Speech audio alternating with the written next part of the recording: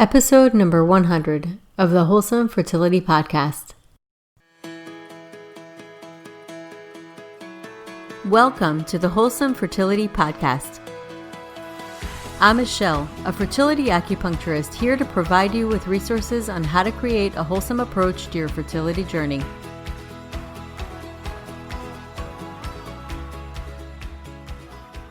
So today I wanted to talk about something really interesting, something that we tend to have times where we lack, and that is the term chi, which is energy.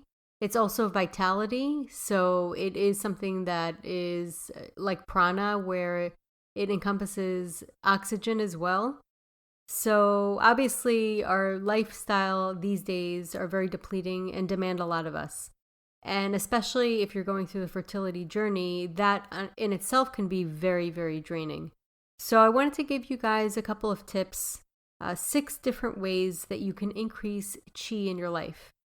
6 different ways according to Chinese medicine, and according to what I've noticed in my own life and in practice. So first I want to talk about food.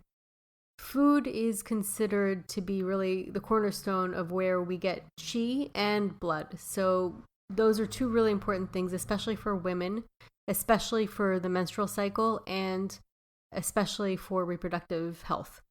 So one of the things that I want to talk about with food, it's really such an important part of a person's lifestyle and health, because depending on the food that you eat, it can either cause sensitivities, and what happens when it causes sensitivities is you begin to have symptoms such as leaky gut, inflammation in the body, and IBS, or your stomach, you're not able to assimilate the food, so you get really loose stool or constipation. And the problem with that's like the first thing we want to remove, because it doesn't matter if you eat really good food in addition to foods that you're sensitive to, because so long as you have foods that are making you not feel well and are creating inflammation in your gut, you are stopping the absorption of good food. So one of the ways that you can figure out what you're sensitive to, apart from taking tests, because there are certain tests that you can take to figure that out. However, they can be expensive. And there is a way that you can do it on your own that is not expensive, except for the food that you're paying for. And it's actually considered a better way. It's really the gold standard. It just takes a little more time. And that is called the elimination diet. So when you're doing the elimination diet, you are basically starting out by creating an elimination phase. And during the elimination phase, you avoid triggering foods. And there's a list of foods that tend to be triggers, and I'll list all of them. You may not be eating some of them, so that might be easy, but it is quite a lot of different food groups. So it is a little challenging. However, it is a really, really good way to really pinpoint what it is that you're feeling and why. So the foods that tend to be triggers are nuts, corn, soy, dairy, any citrus fruits or nightshade vegetables, wheat and gluten, that's a big one, eggs, and seafood. So for about 2 or 3 weeks, you would eliminate these foods completely until your symptoms have disappeared. And symptoms tend to be, for food sensitivities, can be really a lot of different symptoms, but I'm just going to list a few. Bloating, fatigue, any changes in your bowel habits. You'll start to feel if you're reintroducing the food. Bloating, headaches, any type of rashes on your skin, fatigue, you're just drained, a lot of times foggy headed, you feel like you can't focus as well. So those are possible triggers or symptoms that you can have from eating those triggering foods. So what you would do is completely eliminate them from your diet until you get to the point where those symptoms, if you're feeling those symptoms, those symptoms completely disappear. You don't feel those symptoms anymore. And once you don't feel those symptoms for about 3 to 5 days, then you reintroduce the foods one by one. So you first introduce nuts, and then if you don't feel any symptoms, you stop it, and then reintroduce corn and so on. So you basically reintroduce one food at a time to see that if your symptoms are completely dissipated and when you reintroduce them, you're starting to feel the symptoms, then you know that's the food you should be avoiding. And that's the gold standard. That's what most nutritionists will say is the gold standard. It's the DIY way to figure out what's going on. However, I know that it is a challenge to do, and if you feel and can afford it, it's easier to get tested. And to get tested, a lot of nutritionists offer these tests to figure out what your food allergies are, and those tests are very simple. It's not ridiculously expensive. It's a couple $100, but for some, that might be a lot. So, you either pay with time or you pay with money to figure it out. But I do guarantee you this, it's well worth it. Once you figure out what's going on, especially if you're trying to get pregnant and you're working on your fertility, it is well worth it to figure out what's going on. Because then if your gut is compromised, your whole body becomes compromised, and it really is the center of your health. So this is a very important thing to know, and it really takes mindfulness of eating to a whole other level. It's really, really important. One of the things that a lot of people are afraid of is cutting out certain foods and cutting out gluten, for example. And I'll tell you, I've cut out gluten, and it's not as hard as people think. It seems like a lot harder, but nowadays they make bread and pastas that you can't even tell the difference. At least I've tasted some that were amazing. So it really isn't as hard as it used to be to eliminate these foods. And a lot of restaurants accommodate for food allergies. And there's a lot of vegan, soy-free, dairy-free options pretty much anywhere. So that's the good news, is that we're living in a time where a lot of different places are really accommodating, much more accommodating than they used to be. I know for myself, I used to eat a lot of gluten, a lot of bread. And when I was in my 20s, I was extremely fatigued. As a matter of fact, I remember going to lunch, and if I ate a pizza that day, I'd go back to work and I was exhausted. I literally felt like I was going to fall asleep at my desk. That's how bad it was. So, and I would feel the difference between when I ate that or something like sushi that didn't have bread. So bread really affected me. And then in my more recent years, when I got rid of gluten altogether, my energy's improved, and it's better now in my 40s than it was in my 20s. So that for me, I felt it firsthand. If you change your diet and your food to what feels right for your body, and if you start to become more mindful of your food and how you eat, you will start to feel more aware of what your body's telling you. You're going to start to feel a difference. And your body does give you signals for what makes you feel good and what doesn't. Sometimes we ignore them, but if we start to pay attention, it will show you that. So that's why I think writing a journal is so important, because you're shedding a light into your diet. Another thing with food, and something that would help increase the energy of the food, is chewing and becoming mindful. So rather than watching TV and eating, just sitting down, paying attention to your food, looking at what it looks like, because we do eat with our eyes, spending a little time with it, being thankful for it. It nurtures, it brings an energy to the food, it brings an energy to the whole experience of eating. And eating is so important. We share that as a culture. It's an important thing to do with people. And chewing your food, because when you chew your food, you're adding saliva, which has a lot of very beneficial enzymes that help break down. It basically helps your gut do its job. And the problem is when the gut constantly feels an assault over and over and over again, where it has to do more work than it really needs to because food wasn't properly chewed, it's going to wear it down. It's like anything. If you put big chunks into a machine, it's going to eventually affect the way it's functioning. So doing things like that are very beneficial. So on to number 2. Number 1 was food. Number 2 of ways that you can actually increase your chi, since I was mentioning before, there's a lot of topics, there's a lot of people talking about what chi really is. Some people say it's just energy, and then some people say that it has to do with the blood, and then other people say that it has to do with oxygen, like prana, where they talk about pranayama. Pranayama is breathing exercises. It's controlled breath. So I believe it's all of that, and blood really does carry oxygen into your body. So breath work is extremely beneficial for increasing your energy.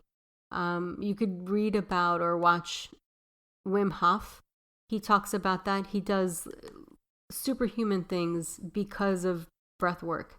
He says breathe and believe. Those are the 2 things that he combines and is able to do things that are shocking scientists right now, including injecting E. coli into his bloodstream and neutralizing it just from breath work and through meditation and mind control.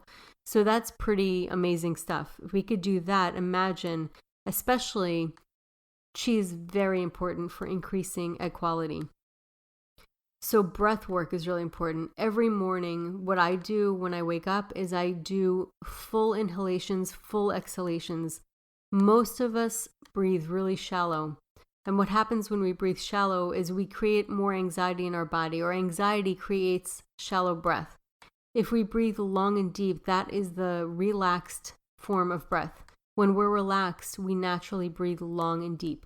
We also should breathe the way children breathe. This is our natural way to breathe, which is using our belly. So it's called a belly breath.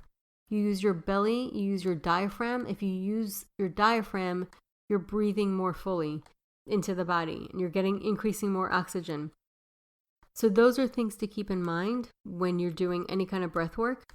And what I do is you can just start out by doing full inhalations, full exhalations in the morning when you wake up, because when you sleep, your breath isn't really as deep and you're almost like stretching. You're doing like yoga of the lungs. You're stretching out the lungs and you're waking them up, and it'll make you actually feel more awake and ready for the day. So you can start out by doing 20 full inhalations and 20 full exhalations, like in and out, in and out. So breathing all the way in and breathing all the way out. So you're exhaling, detoxifying all the CO2 and inhaling new oxygen. Ideally, you would do this outside. If you can do more than 20 breaths, go for it. You can do as much as you can, even to the point of feeling slightly dizzy. You can even find on YouTube some Wim Hof exercises. So he actually does the breathing with you, or he guides you through the breathing. And it definitely makes you feel a little dizzy, but afterwards you feel so clear-minded and so good. And if you do this every single day, I guarantee you're going to increase your energy, not only your physical energy, but your mental energy. You're probably going to feel more productive. I know I have. Another thing that you could do with breath work is breath of fire. I mean, there's a lot of different types of breathing exercises, but this one is one, I'm giving you just ones really for increasing your energy. And some of them work on calming the mind. There's so many different types of breath work. Some of them work on balancing both hemispheres of the brain by doing alternate nostril breathing. But for the sake of really increasing energy and creating a little more fire, you could do something called breath of fire. And that is something that you do with your diaphragm, where you forcefully exhale and automatically you inhale without even trying. So all you're focusing on is forcefully exhaling, and then you'll automatically inhale. So you do that, and it's a really quick breath, in and out, in and out, in and out. And people can do it up to a minute or 2 minutes, or as long as you possibly want to do it. You'll definitely get tired when it's too much, and you can take a pause. But what that does is it's extremely, because you're focusing on the exhale, you're detoxifying the body of CO2s, and extremely, extremely beneficial for something we call Agni, which actually connects with the food and digestion, which is your digestive fire. It's an Indian term that's connected with Ayurveda. Agni is really at the core of your health, and a lot of times it gets diluted by too much cold because it's a fire. We need to actually improve the fire. That's why it's important to have room temperature water rather than cold water, because when you're taking in too much cold, you're actually diluting that fire for your digestion. And as we know, the digestion is so important. It's important for fertility or any conditions for that matter. So doing breath work and breath of fire, you're actually improving that energy. So number 3 on increasing chi is exercise. So exercise, there is a very, very specific balance to exercise, especially when you're trying to conceive. A lot of people like to do really hard workouts, and I get it. I've done them. It's really fun. It feels great. However, if you're trying to conceive, those really intense workouts can actually deplete your energy, and it's actually going to take over and affect your menstrual cycle. And I've had some of my patients not really like hearing that, and I understand them completely, because it is hard when you're in it's such a great feeling when you have the endorphins, and they are addictive. It really is like you're almost getting like a hit, which is a great hit because it's exercise. It's not like you're doing anything that's horrible or horrendous for your liver or like any kind of substance abuse. However, it can be addictive, and too much exercise can actually deplete your energy. So too little exercise can also not be good. You want enough where you're actually sweating a little bit, you're feeling exhilarated, you're feeling alive and refreshed. So these are definitely things that you want to keep in mind and have it really in the middle. Now, the thing is, you really don't know what the middle is for everybody because everybody's different. So just a rule of thumb, if you're really underweight, maybe decrease it a little bit, not do too much. Maybe do a little strength training or something like that, something that feels good to you, but nothing too crazy to get you too underweight, especially if you're trying to conceive, because you do need body fat to make certain hormones, especially estrogen, and it does affect your uterine lining. So those are things to keep in mind. And if you're overweight, it doesn't hurt to up it a little bit more. You basically want anything that's going to balance you out. So that's really something to keep in mind when it comes to exercise. The 4th way we can increase energy is something that's actually very obvious, but is not always practiced, which is sleep. And I know that one of the reasons why is because people have a hard time falling asleep. One of the ways that sleep can get help is going to be the next thing that I'm going to talk about, which is meditation. But sleep is extremely important because that's when you restore and balance your hormones. Your body's able to restore itself and you're able to reset. So it's basically every night that you're able to reset yourself to zero, like to complete balance and homeostasis. Sleep is the best way to achieve homeostasis and have everything get restored in your body. So it's extremely important that you are getting sleep. And what does it mean? At least 7.5 hours, if not 8. 8 is ideal, sometimes even more for some people. It's very important to also regulate your sleep and have the same time to sleep and wake up every single day, if possible. I know it's not always possible, and for me it's not. Weekends I sleep differently than weekdays, and that's because of work. So I know that can definitely affect it. However, if you can regulate it so that you are able to get a more consistent sleep, that's actually really ideal. And at least 7.5 to 8 hours, actually 8 more than 7.5. I'm saying 7.5 just to be realistic because I know not everybody can do 8 hours. So one of the things that can cause lack of sleep is using devices at night, because it confuses the mind, and the mind needs darkness in order to create melatonin, which is a hormone that helps induce sleep. Another way is having an active mind. So that is going to lead me into the fifth tip, which is meditation. Meditation is a reset to pretty much everything. It also decreases anxiety or anger, which are two very energy depleting emotions. They're normal emotions within range. Sometimes it can happen, just it's a normal human response to certain circumstances. However, sometimes those emotions overstay their welcome, and there's something that we don't need to live with chronically. And when we do live with it chronically, it exhausts us. It not only exhausts us, but it also affects our sleep. And that's what meditation and rest and feeling rested actually helps you rest more. So it's kind of like an interesting thing. But when you do meditation, such as paying attention to your breath work or repeating a mantra in your mind, one that I've heard of, actually, the meditation or the mantra is one. So you repeat one in your mind. And what happens with meditation is your mind's going to go off and you're going to go to different places, and then you just gently bring it back. So you don't fight with it. You don't get disappointed in yourself for thinking thoughts, because if that's the case, you're always going to be disappointed because you're always going to have thoughts. That's the way the mind works. It's like, we call it monkey mind. It jumps from one thing to the next. And so when you know that, you start to become aware, oh, I'm thinking thoughts. Oh, I'm planning something. Oh, I'm really thinking about what pissed me off the other day. And then you just gently bring yourself back to either your breath or the mantra, whatever mantra you decide to do. But one is a very calming one. And it also, just the word itself, brings you back to a very simple, whole place. If you think about the meaning of one, it's like unity. It brings you back to yourself. So it's a very powerful one.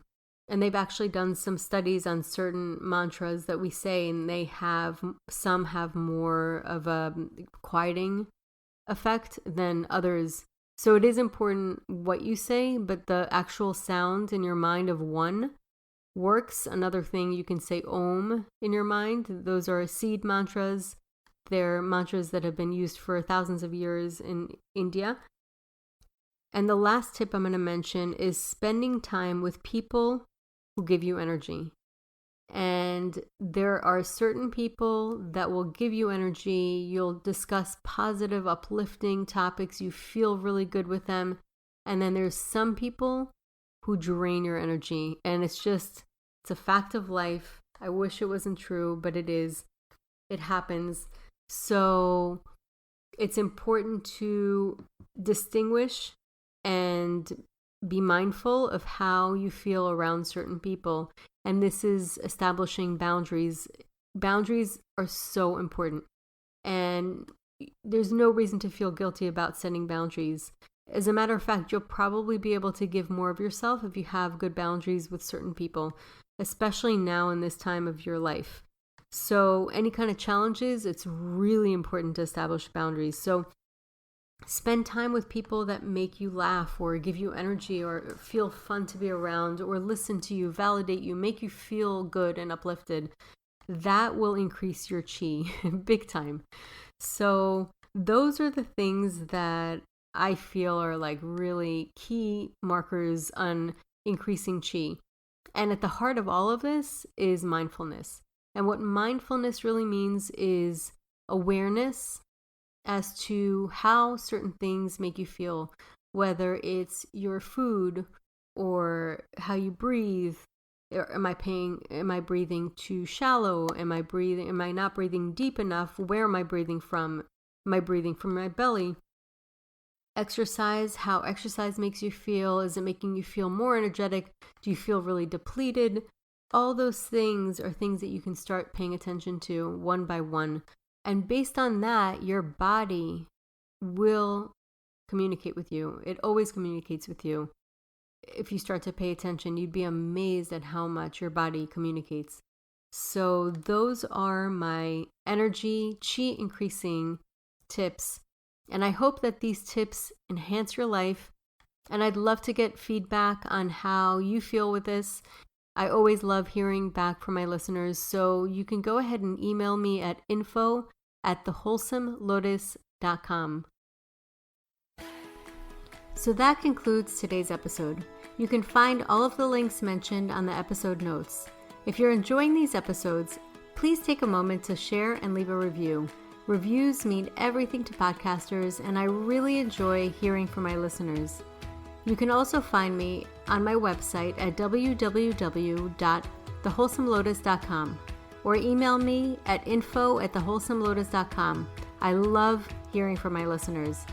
If you're interested and want updates as well as a free ebook on my top 10 fertility boosting habits, you can visit my fertility page on www.thewholesomelotus.com. I thank you so much for listening in and hope that you have a beautiful day.